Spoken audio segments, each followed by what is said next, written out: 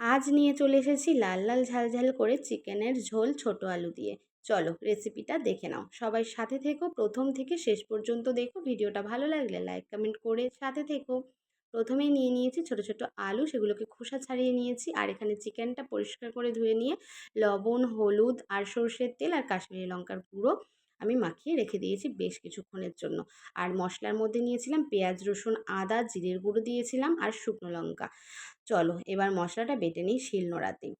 আর এই বাটা মশলা দিয়ে রান্না করলে তার স্বাদ কিন্তু দ্বিগুণ হয়ে যায়। আমরা শর্টকাটের জন্য কিন্তু মিক্সি ইউজ করেই থাকি, তাড়াহুড়োর জন্য অনেক কিছুই। কিন্তু আগেকার দিনের মা ঠাকুমারা দেখবে শিলনোড়াতে মশলা ছাড়া মিক্সিতে মশলা করে রান্না করতেই চায় না, বলে কি স্বাদই হয় না। এটা কিন্তু সত্যি কথা। আর যে কোনো রান্নায় সর্ষের তেলে করলেও কিন্তু তার আলাদা একটা টেস্ট হয়। তো আমিও আজকে সর্ষের তেলেই চিকেনটা করব। আলুগুলোকে লাল লাল করে ভেজে নিয়েছি খুব সুন্দর করে। এই ছোটো আলুর দম খেতেও কিন্তু দুর্দান্ত লাগে। ধনিয়া পাতা ছড়িয়ে যদি কষা কষা করে আলুর দম বানানো যায় সেটাও বেশ ভালো লাগে, তাই না?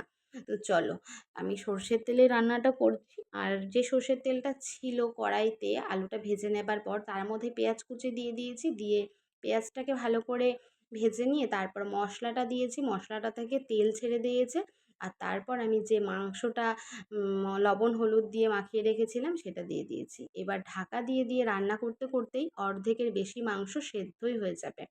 দেখো তো কত সুন্দর হয়ে এসছে। অলরেডি কিন্তু মাংসটা সেদ্ধ হয়েও এসেছে। এইবার আমি আলুগুলো দিয়ে দেবো, যে আলুগুলো ভেজে রেখেছিলাম। দিয়ে আবার ঢাকা চাপা দিয়ে দিয়ে আর গ্যাসটাকে একদম লো ফ্লেমে দিয়ে রান্নাটা করব। তাহলে ওই কষাতে কষাতেই কিন্তু মাংসটা আলুটা সেদ্ধ হয়ে যাবে।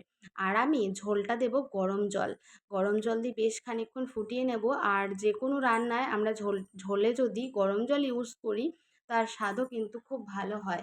তো দেখো আমি আস্তে আস্তে কষিয়ে নিতে নিতে আমার অলরেডি তেল কিন্তু ছেড়ে দিয়েছে, তার মানে কষানোটা একদম কমপ্লিট হয়ে গেছে। এবার চলো আমি যেহেতু আজকে পাতলা পাতলা করে মাংসের ঝোলটা করব, তাই জন্য বেশ খানিকটা জল দিয়ে দিয়েছি। আর জলটা আমি উষ্ণ গরম জল করে দিয়েছি। আর এই পাতলা মাংসের ঝোল খেতে কে কে ভালোবাসো বলো তো? চিকেন মানেই কষা আর মাটন মানেই ঝোল হবে পাতলা। কিন্তু মাঝে মধ্যে কিন্তু পাতলা চিকেনের ঝোলও ভালো লাগে খেতে। আর দেখো নামানোর আগে একটু গরম মশলা ছড়িয়ে দিলাম, তাতে তো টেস্টটা আরও ভালো হয়।